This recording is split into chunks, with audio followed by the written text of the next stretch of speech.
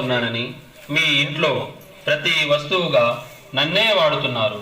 మీ చేతిలో ప్రతి నిమిషం నన్ను వదలకుండా పెద్దలు మరియు పిల్లలు కూడా నిత్యం వాడుతున్నారు. కానీ మీకు తెలియని సంగతి ఏమిటంటే నేను మిమ్మలను కబళించడానికి వచ్చిన ప్లాస్టిక్ భూతాన్ని నన్ను వాడుకొని విచ్చలవిడిగా ఎక్కడ పడితే అక్కడ పడవేస్తున్నారు. కానీ నేను మట్టిలో కలవను, నీటిలో కరగను. నన్ను కాల్చిన గాలి ద్వారా మీ ఊపిరితిత్తులలో తిష్ట వేశాను.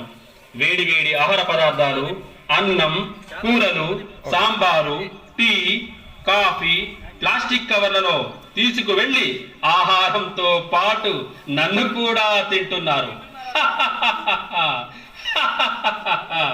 ప్లాస్టిక్ కవర్ల ద్వారా మీ పంట పొలాలలో వ్యాపించి ఉన్నాను.